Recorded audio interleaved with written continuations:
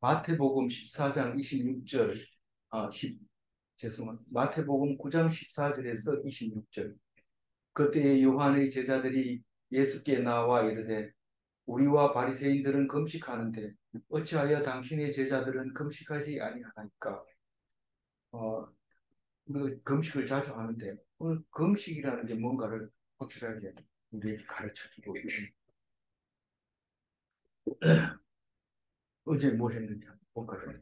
어, 우리는 죄를 지었을 때 제사 한 번 받으면 어, 그 죄로 인해서 오는 질병 같은 것들을 다 이길 수 있습니다.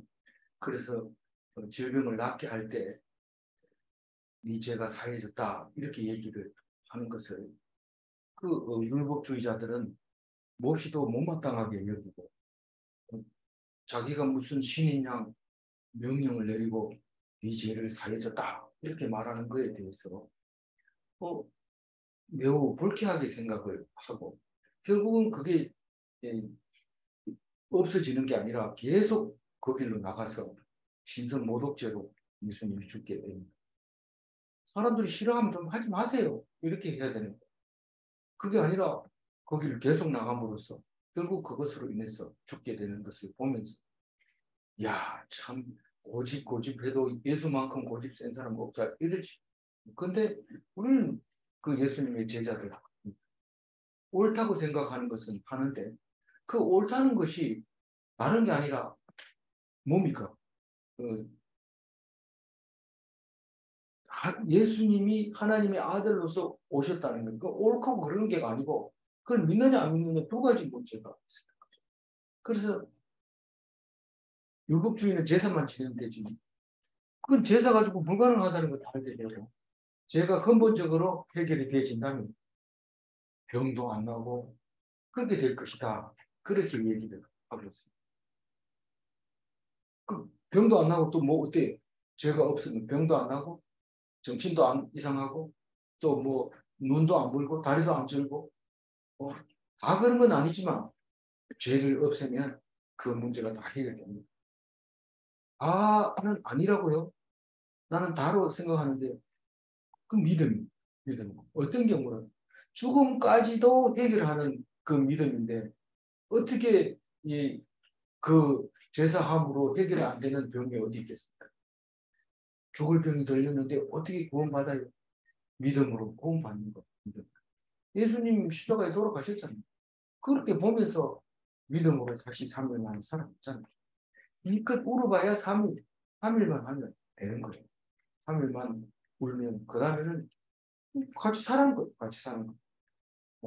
3일 동안은 장례 치르느라고 회사 안 갔지만 3일 지난 뒤에 회사 갔다 돌아오면서 아버지 나 돌아왔어요. 그리고 인사할 때 똑같이 하는 거예요. 그리고 아버지 알았습니다. 그리고 내가 오늘 회사에서 이런 일이 있었는데 속상하거든요. 그때 아버지가 얘기해 주던 거 있잖아요. 그대로 알았어요. 아버지 내가 말 안 했으면 생각이 안 났을 텐데 감사합니다. 그리고 늘 이야기하는 그 사람들이 왜 네 혼자 사는데 왜 시끄럽나요? 우리 혼자 안 산다. 둘 산다. 그 아버지, 그 어머니, 그 장례 치르되면 그렇게 막 땀이 꺼지라고 울고 뭐 이렇게 안 하고 그냥 하나님 때가 돼서 그만큼 빌려 썼으면 많이 썼습니다. 뭐 옛날에는 50이면 많이 살았다고 그러는데 지금은 90이 돼도 멀쩡하잖아요. 그러니 우리는 거기서 감지덕지 해야 되지 통곡하고 땅을 두드리고 이러면 하나님이 뭐라고 할까요? 엄청 욕하죠. 도대체 너는 언제 몇 살까지 살면 통곡 안 할래? 그러면 뭐 우리는 할 말도 없어. 그래서 우리는 그렇다고 해가지고 뭐 우리가 120년 산다고 해가지고 아주 넉넉하니까 돈을 좀 많이 모아야 돼. 그것도 틀린 말이거든요. 우리는 그게 안 돼. 그래서 오직 하나님만 의지하면 빨리 죽든지 늦게 죽든지 그건 하나님이 하시는 거고 내가 할 일은 하나님으로 말미암아 기뻐하는 것 그 외에는 없습니다. 아무것도 없습니다. 오직 감사하고 기뻐하고 또 우리는 모르니까 기도하는 거죠. 그거 말고는 없어요. 뭐 높은 자리에 올라가는 거, 돈 많이 버는 거, 건강한 거, 오래 사는 거 하나님 앞에서 아무것도 아니라 그걸 알 수 있게 몸은 아무것도 아니고 감옥을요. 믿음으로 기뻐하는 그것만 우리의 할 일이고 목표고 전부고 우선이고 그런 거죠. 그래서 오늘 말씀은 그때에 있을 때 뭐냐면은 내가 죄인을 위하여 온 게 아니라 죄인을 위하여 왔단 말이야. 죄인을. 야, 세상에 어떤 사람이 죄인을 위해서 온 사람이 어디 있다. 예수님. 왜 예수님이 죄인을 위하여 왔어요? 죄인이나 안 죄인이나 다 똑같은데 어떤 사람은 죄인이라고 하고 어떤 사람은 죄인 아니라고. 사람이 판단을 잘 못해. 어떤 사람은 죄인이 아닌 사람을 나가지고 돌아다니게 하고 죄인이 아닌 사람을 그냥 강제로 집어넣는데 변호사가 변호를 잘 해야 되는데 바쁘고 뭐 다른 일이 더 급하고 이러니까 그냥 대충 했는데 나중에 보니까 잘못 재판을 해서 그냥 엉뚱한 짓을 하는데 사람이 아무리 남을 변호한다 해도 너무 잘하는 사람이 죄인한테 변호를 해버리면 안 됩니다. 그러니까 변호사는 무조건 자기가 맡은 일은 다 승리한다 이러면 그거는 말 자체가 잘못되어 있는 거죠. 옳게 판단한다. 내가 맡은 건데도 확실하게 아니면 아닌 거죠. 근데 막 말을 잘해서 뒤집어 버리면 그건 변호사 안 하는 것이다. 기독교인이 볼 때 그렇다는 말입니다. 오늘요 변호사 듣는 사람이 없어서 다행이지만 혹시 녹화하는 거 듣는다면 용서해 주시기 바랍니다. 우리는 그래서 함부로 그렇게 화면에 남을 변호할 때 예수님은 변호사 있었어요? 없었어요? 없었어요. 내가 제일 잘 안다. 니들이 뭐 변호를 정인 세우고 해봐야 내가 나를 잘 알기 때문에 나보고 정인 세우라고 얘기하지 마라. 내가 정인이다. 그렇게 얘기합니다. 그래서 죄인을 위하여 왔다. 그 말은 죄인은 영원한 죄인입니다. 고칠 수가 없어요. 근데 예수님이 힘들고 어렵고 안전병이 일으키고 눈을 봉사 보게 하고 귀신 들린 사람을 쫓아내고 이렇게 하려고 왔다고 그렇게 말할 때 뭔 생각이 나요? 세례 요한이 생각나요. 내 뒤에 오시는 이는 성경에 나와 있는 대로 가난한 자를 위해서 구원해 줄 사람이 온다. 그걸 위해서 내가 말씀을 선포한다. 그랬던 그 세례 요한이 생각납니다. 근데 그 생각나는 거하고 오늘 14절하고 뭔 상관이 있어요? 그 세례 요한의 제자들이 예수님 뒤를 따라다닙니다. 세례 요한도 간단하고 예수한테 와가지고 또 보고 또 세례 요한한테 가서 보고를 하고 또 그런. 그러나 일찍이 이 두 사람은 예수님의 제자가 됐죠. 그 사람 이름 뭐예요? 요한과 안드레. 네, 안드레 두 사람은 세례 요한의 제자였는데 보라 어린 양이로다 세상 죄를 지고 하는 어린 양이로다 이러고 그 말 한마디 했는데 제자가 막 요한이 제자가 예수의 제자로 가버린 거. 그래서 예수님의 첫 번째 제자가 되는 거죠. 안드레는 자기 형 베드로를 전도하고 요한은 사도 요한은 야고보 자기 형을 전도하고 그래서 그 네 사람이 주축이 됐는데 안드레는 어디 가고 사도 요한과 형 야고보와 베드로가 이 삼총사로 계속 성경이 나타납니다. 그거를 보면 우리가 빨리 믿었다고 해가지고 훌륭한 제자가 되는 것도 아니고 바울과 같은 경우에는 예수 믿는 사람을 핍박하다가 목숨 걸고 예수를 전도하는 사람에 대해서 신약 성경 13권을 쓸 수 있을 정도로 막강한 사람이 되어버리는 거죠. 그럼 우리는 신앙을 가지고 왈가왈부하면 그걸 얘기하면 나쁜 사람이 나쁜 사람이 좀 말을 좀 틀린 것 같습니다. 그게 남을 평가해서는 안 된다. 그렇게. 그래서 그렇게 내가 죄인을 위해서 왔다. 그때에 요한의 제자들이 예수께 나와서 우리 바리새인들은 금식하는데 어찌하여 당신의 제자들은 금식하지 아니하나이까. 바리새인들은 우리와 바리새인들은 금식하는데 율법주의죠. 율법적으로 금식하고 기도하고 그렇게 해야 된다 할 때 금식하면 좋은 것 같다고 생각하고 있는데 예수님은 그 금식에 대해서 분명하게 얘기합니다. 환난 날에 기도할 때 세상 것을 안 먹고 굶으면서 기도하는 걸 금식이라고 말합니다.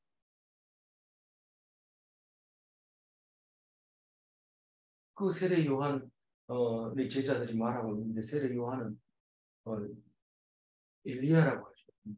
말라기 4장 5절에 보라 여호와의 크고 두려운 날이 이르기 전에 내가 선지자 엘리야를 너희에게 보내니 꼭 기다리던 그날에 엘리야가 올 거다. 그렇게 했는 거고 이 마태복음 17장 12절에 보면 읽어볼까요 같이? 내가 너희에게 말하노니 엘리야가 이미 왔을 때 사람이 그들이 알지 못하고 이물도 되고 하니까 자도 같이 그들에게 고난을 받으리라 하시.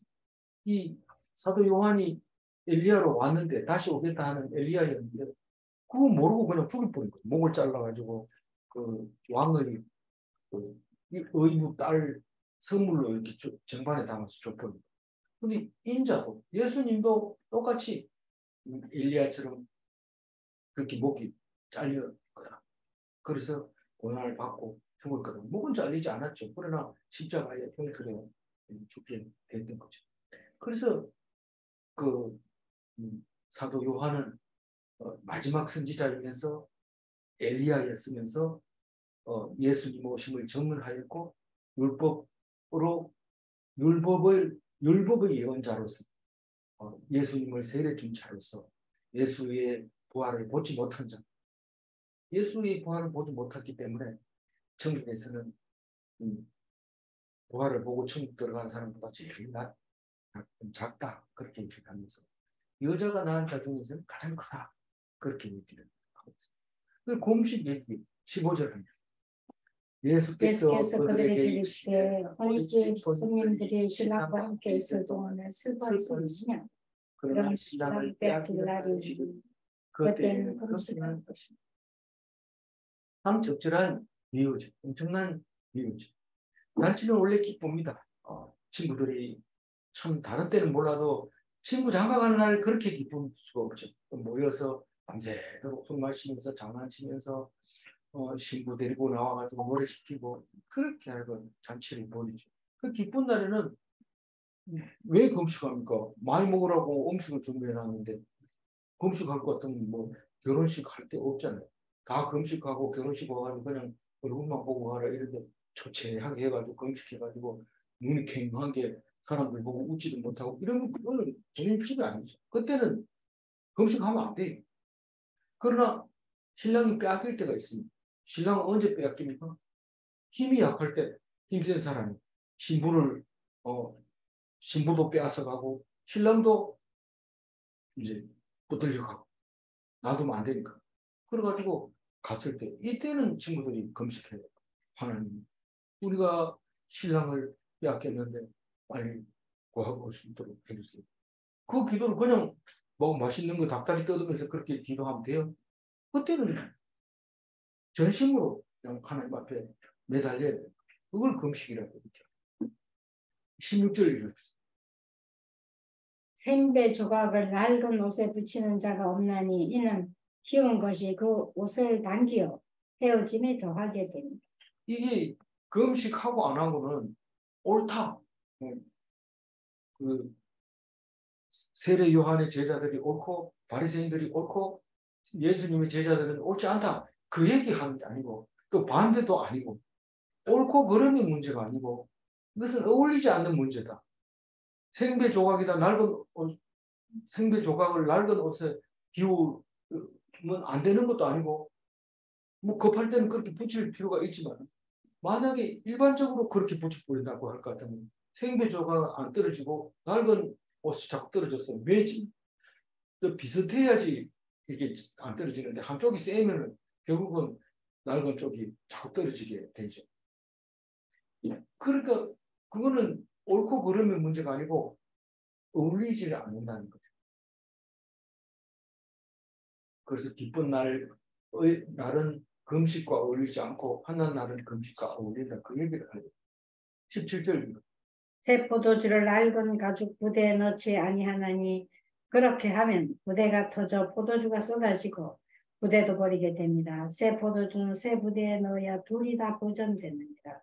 똑같은 말인데 다 이유가 있는 거죠. 근데 예수님이 있는 동안 예수님은 왜 금식을 안 합니까? 예수님이 신랑이거든요. 지금 기쁜 날이거든요. 예수님이 만약에 십자가에 달려 죽었을 때, 넌 그때는 금식해야 되죠. 하나님 약속했잖아요. 어떻게 죄 없는 사람 죽으면 죽어도 다시 산다고 했잖아요. 알려주세요. 그리고 기도하면 되는데 며칠만 기도하면 돼요?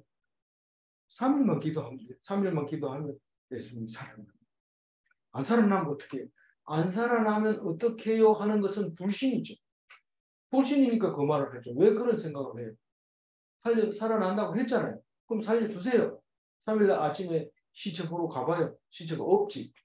그게 믿음이죠. 그래서 예수님이 살아있는 동안에는 금식할 필요가 없어요. 예수님은 한 번도 금식한 적 없어요. 맨 처음에 세례받고 40일 금식했죠. 그건 했지만 그것은 이제 맨 처음에 유혹을 이기고 시험을 이기기 위해서 그렇게 한 거죠. 그래서 그냥 일반적으로 율법주의자들이 금식하는 것처럼 그렇게는 안 한다. 누가복음 그 5장 39절 한번 읽어볼까요? 묵은 포도주를 마시고 새 것을 원하는 자가 없나니 이는 묵은 것이 좋다 하니라. 이 포도주는 오래되면 오래될수록 좋습니다. 몇 년도 산 포도주나 이게 가치가 완전히 달라지고 값이 비싸지죠. 오래될수록. 그만큼 오래된 게 발효가 잘 되고 안정적으로 되어 있기 때문에 새 포도주는 계속 이렇게 발효가 일어나야 되는데 부피도 커지고 그래서 부대가 터져 나올 때 오래된 부대 같으면 터져버리죠. 그렇지만 이게 새 포대는 늘어나면서 같이 늘어나는 거죠. 그러니까 안전하게 발효를 할 수 있도록 그렇게 도와주죠. 어쨌든 새 것은 새 것하고 어울리고 흠 것은 흠 것하고 어울리는데 예수님은 기쁨과 어울리고 슬픔과는 어울리지 않기 때문에 금식하면 안 됩니다. 오직 슬플 때 내가 십자가에 달렸을 때 너희들이 금식해라. 그런 얘기 한 적이 없습니다. 그러나 아낄 때 적어도 3일 정도는 금식하고 있어야 된다. 그래서 우리 지금 조금 있으면 부활절 옵니다만 부활하기 3일 전 그때부터는 살려달라고 때를 쓰는 그 기간이 있죠.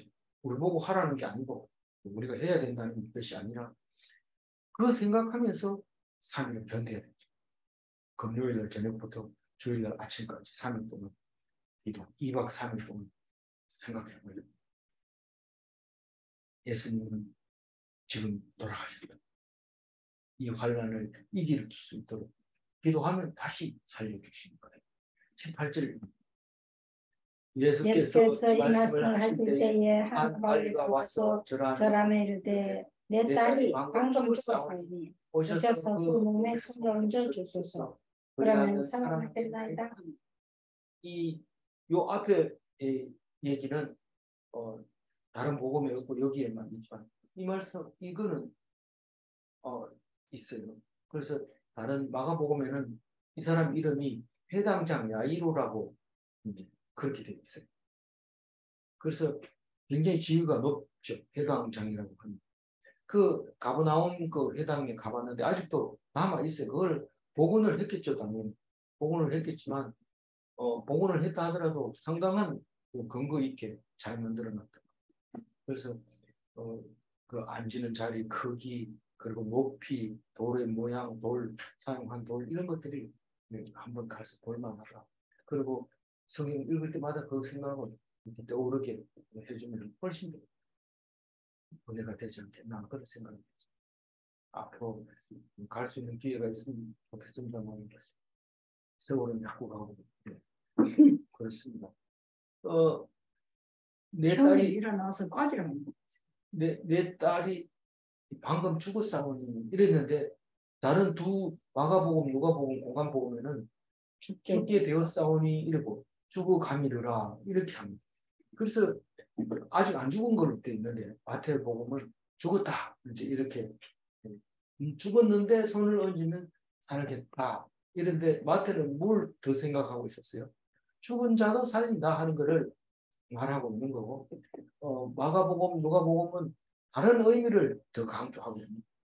우리는 똑같은 사건을 놓고 다른 사람은 다르게 얘기해요. 그 사람 이름 부르면 그 사람 마음 좋지. 이런데 한 사람은 그 사람 잘생겼잖아 이러고, 그 사람은 내 돈 떼먹었어 뭐 이러고 딴 얘기를 자꾸 하는 거죠. 그럼 다 같은 사람이에요. 같은 이야기를 그렇게 다르게 하고,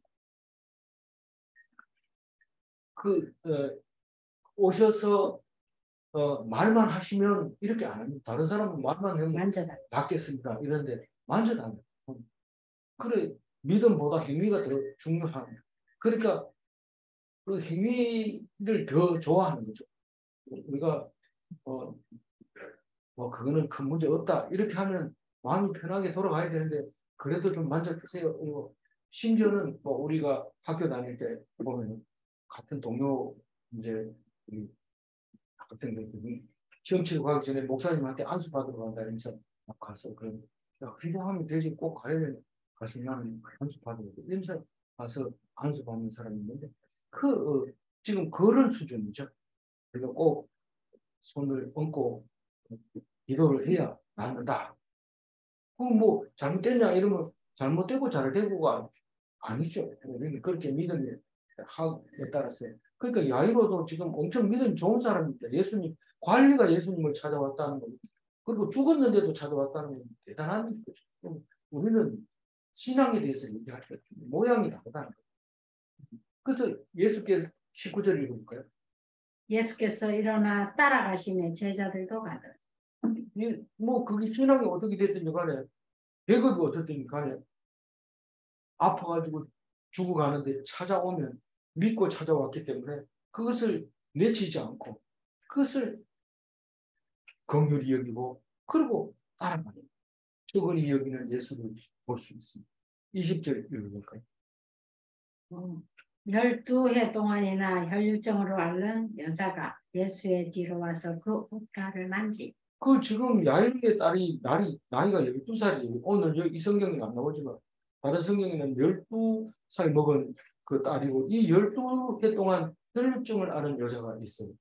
태어날 때부터 그 여자는 병을 가지게 되었고, 그 오랫동안 병을 치료를 못하고 있었던 거죠. 근데 야이로는 강합니다. 그 딸을 위해서. 그 엄마 얘기는 안 나오지만, 그 딸의 엄마 얘기는 안 나오지만, 여자가 출산을 하고 피를 흘리고 그다음부터는 그게 멈추지 않고 12년 했다면 둘이 똑같은 입장에 있는데, 이 야이로는 당당하게 와가지고 고쳐달라고 죽었는데도 살아나겠다는 믿음을 가지고 왔고, 이 불쌍한 여인은 12년 동안 어디 가서 말도 못하고 말 꺼내면 사람들이 다 거리를 비우기 때문에 비밀리에 와가지고 예수님이 그 옷가스 만지면 낫겠다는 믿음으로 왔습니다. 아주 소심하죠. 그리고 간절하죠. 그리고 믿음이 대단하죠. 21절. 이는 제 마음에 그 겉옷만 만져도 구원을 받겠다 함이라. 우리는 그 어디 관광 간다든가 이렇게 할 때 뭐 부처님 코 같은데 뺀질뺀질하게 돼 있습니다. 돌부처의 그 코가 뺀질뺀질. 왜 그러냐면 그 코를 만지면 아들을 낳는다 해서 그걸 막 만지고 이래서 코 뺀질뺀질한 걸 볼 수 있는데, 우리는 그 만져도 효과가 있다고 생각하는 거죠. 그래서 간절한 구원의 소망. 내가 나도 좀 남들처럼 활기차게 살다가 죽었으면 좋겠다. 그런 간절한 소망으로 이제 옷을 만지게 된 거죠. 이게 중요하죠, 사실. 그러면 야유로처럼 저렇게 하는 게 더 중요하나, 이게 더 중요하나. 우리는 신앙적으로는 다 다른 모습을 갖고 있기 때문에. 22절을 예수께서 돌이켜 그를 보시고 이르시되 딸아 안심하라 내 믿음이 너를 구원하였다. 여자가 그 즉시 구원을 받은. 우리 앞집 그 아저씨는 그 평생 일하다가 논에서 일하다가 돌아가셨는데, 이분은 아침 먹으면 논에 나가서 일을 하는데 거의 걷지 못한 상태에서도 눈에 들어갔어요. 그리고 발을 빼다가 푹 퍼지면 일어나야 되잖아요. 안 일어나고 그 넘어진 상태에서 또 김매면 그 앞에 눈에 그 잡초들이 보이니까 손으로 메고 그리고 그걸 짚고 일어나서 또 이쪽 잡아지면 이쪽에 또 메고 그냥 온 몸으로 그거와 싸우는 모습을 볼 수 있어요. 그래서 예수님이 야이로가 가자 하니까 가다가 또 병이 치료할 사람이 있으면 또 치료해주고 그냥 눈에 보이는 대로 이렇게 해준 것을 보면서 물론 예수님은 모든 환자를 다 치료한 건 아닙니다. 치료할 수 있을 때 치료해 주는 거죠. 그래서 뭐 구원해 주러 왔다면서 다 치료해 주러 온 게 아니고 믿으면 다 나으니까 그냥 내가 누구라는 것만 소개만 해줘도 사람들은 구세주를 만나는 거죠. 그런데 이 사람은 딱 이제 벌써 가면서 한 사람 낫게 해주고 안심하라. 내 믿음이 너를 구원한다. 어제 나왔지 안심하라. 이거는 믿음으로 말미암아 마음에 샬롬이 있는 것입니다. 믿음이 평안하면 아파도 괜찮습니다. 아파도 견딥니다. 죽어도 그거 안 됩니다. 무엇 때문에? 마음이 편안하기 때문에 믿음으로 샬롬이 오기 때문에. 예수님이 보여줬잖아요. 최고 극형을 부끄러워가지고 나는 십자가 죽는 건 아무것도 아닌데 내가 그거 매달린다는 거 생각하면 부끄럽다. 견디도 않고 그것도 하나 입고 갔었는데 군인들이 그걸 다 뺏겨가지고 제비 뽑기하고 그랬다. 그러니까 부끄러워서 못하는데 예수님은 부끄러워. 뭐 그거 편안하게 오면 돌아가십니다. 우리는 그걸 배워야 합니다. 우리는 영원히 살 것 같지만 전혀 그렇지 않죠.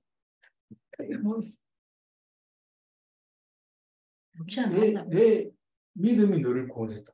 그 얘기합니다. 나도 믿음으로 다시 살아나겠지만 믿음으로 너는 그 병에서부터 병줄을 놨다.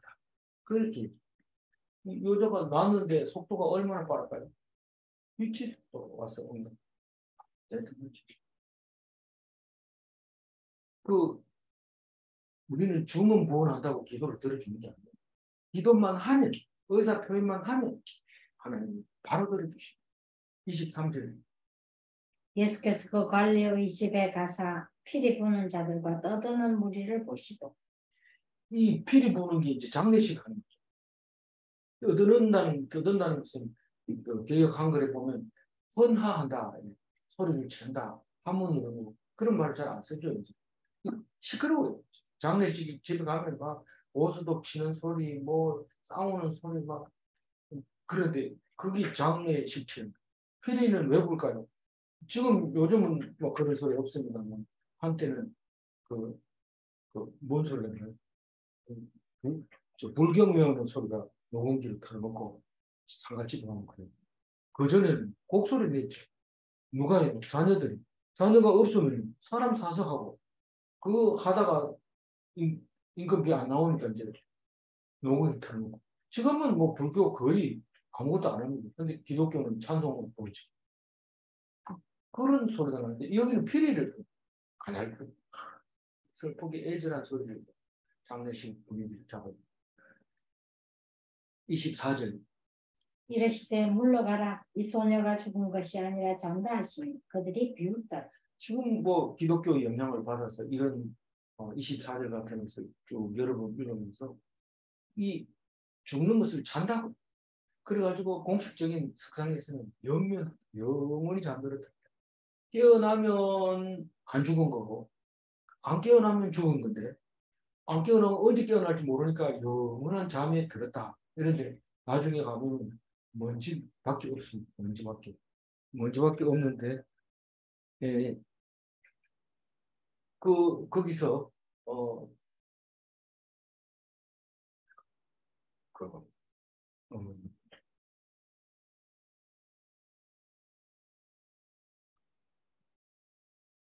그거 잔다 그렇게 얘기합니다.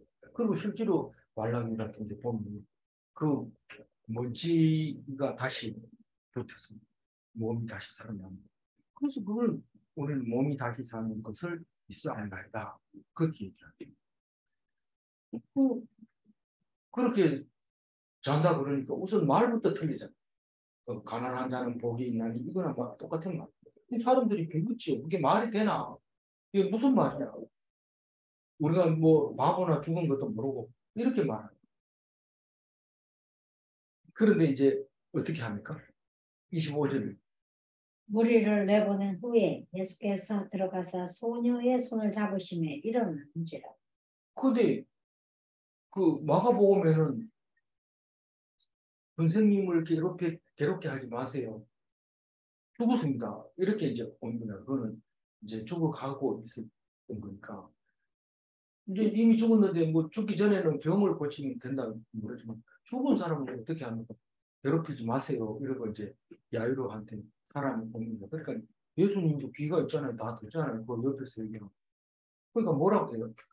두려워하지 말고 믿기만 그런 얘기를 해요. 유명한 말이죠.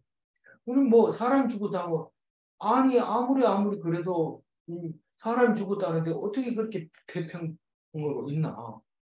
두려워하지 말고 믿기만. 우린 그 말 할 수 있을까요? 우린 좀 잘 생각해봐요. 남이 뭐라 하더니 간에 우리는 누구든지 자는 거예요.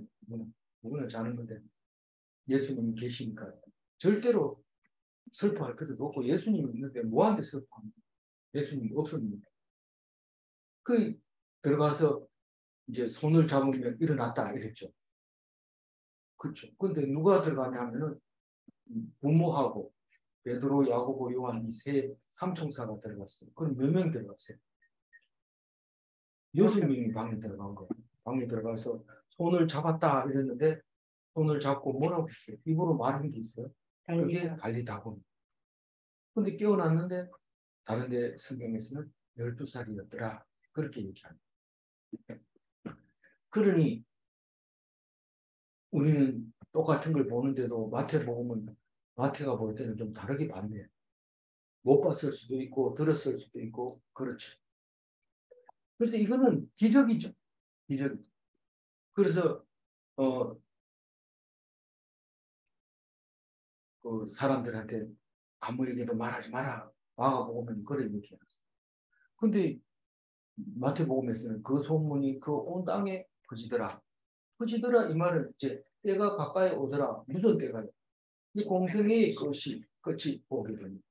그러니까 다시 말해서 이제 그